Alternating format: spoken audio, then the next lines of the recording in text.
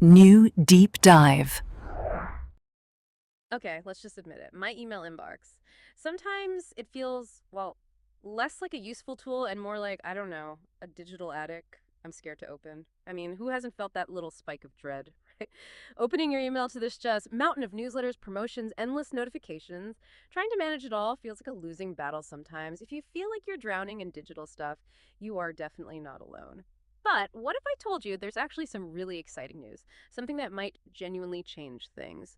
Today, we're doing a deep dive into something brand new from Gmail, their managed subscriptions tool. It's basically a central place designed to help you finally take back your inbox. So, our mission here is to unpack what this thing actually is, how it works, why it feels like such a big deal in this fight against digital overload, and what you can expect to see pretty soon. Think of this as your quick guide to getting up to speed on this, well, pretty crucial update. Let's get into it. Yeah, it's absolutely true. This problem of digital overload, it's massive. And what's really interesting here is just the scale of what this new tool is trying to tackle. There's research from Email Tool Tester Huh. just says the average email user gets something like over 80 messages every single day. And get this, nearly half of those 49% are basically spam. 49%. Seriously. Wow. That's almost half. Yeah. So even with Gmail's AI filters, which, they've already cut down fraudulent stuff by like 35%, this other stuff, the legit but unwanted emails, that's still a huge chunk. Exactly. Those AI filters, they're great, but the lingering issue has always been what Google calls legitimate but unwanted promotional content. It's Mm. not like dangerous malware. It's just noise Yeah. volume. And that 49% spam figure, that adds up to something like 162 billion spam messages sent globally every single day. 162 billion. Okay, that's hard to even picture. Right. So you can see why dealing with the unwanted but technically legit stuff Mhm. is sort of the next big step. Yeah, like that newsletter you vaguely remember signing up for, or that shop you bought one thing from 5 years ago and they just keep emailing. Now, Gmail did bring in that one-click unsubscribe button last year, right, inside individual emails. That was, okay, a decent start. But this new hub sounds different, bigger. What's the real difference here? Is it actually a game changer or more like just tweaking the old system? I'd say it's genuinely a significant shift. You're right. The previous feature helped, email by email, made the button easier to find. But this new hub, it's way more comprehensive. It's designed to help you manage subscriptions you might have collected over, well, maybe decades for some people. It's less about swatting flies one by one as they buzz in, and more about like clearing out the whole nest in one go. It pulls everything together. Okay, so it's like a command center for all those unwanted email signups. What's the main goal then? Just showing you the mess. Well, yeah, showing you is part of it, but the core purpose is giving you a single spot where you can see and unsubscribe from all those promotional emails with just one click per sender. And the immediate upside is it gathers all your active subscriptions, and this is neat, it sorts them by who emails you the most often. That visual layout itself is super helpful.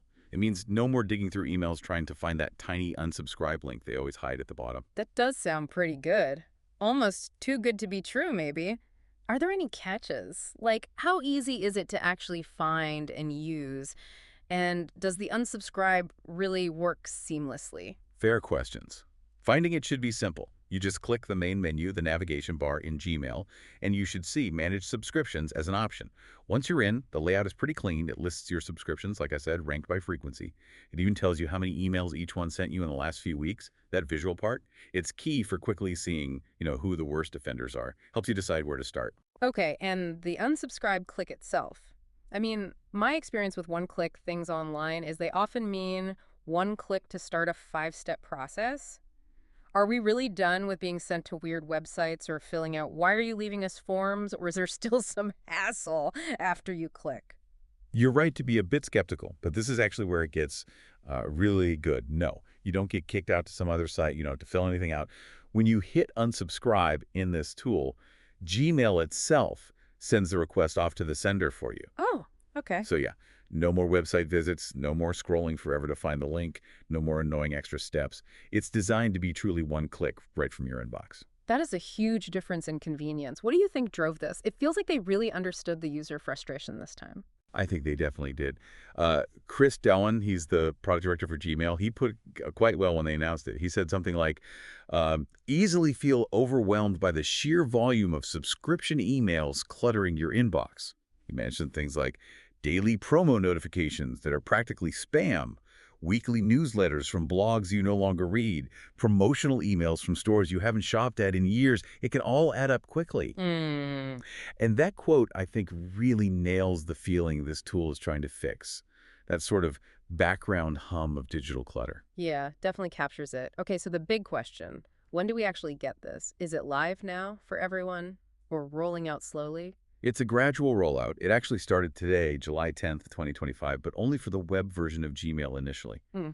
Android users should start seeing it around July 14th, and then iOS users from July 21st. So if you check your phone app today and don't see it, don't panic. It's coming. Oh, right. So not everyone gets it on day one. How long before it's pretty much everywhere? Google's estimate is that it could take up to about 15 days to reach all users. And that includes, regular private Gmail accounts, but also Google Workspace business customers and the Workspace individual users too. It's a phased approach. Which makes sense, right? It's a big change affecting billions of people. They actually tested it with some users back in April, so they've been pretty cautious rolling it out. Makes sense.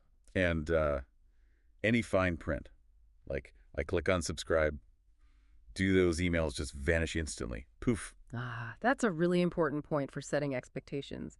Google did add a little warning. While Gmail sends the unsubscribe request for you immediately, they say it may take senders several days to process the removal request. Okay. So you might still get an email or two from someone right after you unsubscribe, but the request is sent. You should see things quiet down pretty quickly after that, just not always instantaneously. Gotcha. So a little patience needed, but the mechanism is working. It feels like this is more than just, cleaning up emails. It sounds like it's really about giving people back a sense of control, maybe even some peace of mind. Is that the bigger picture here?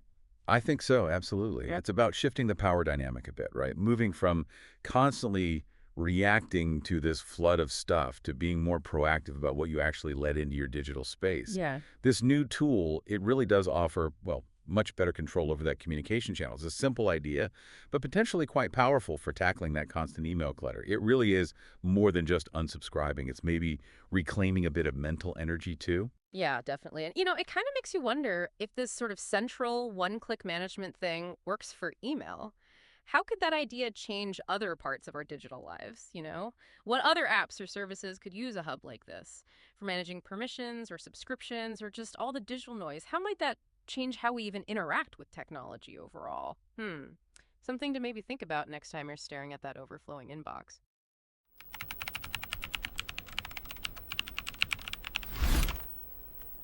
Subscribe to New Deep Dive.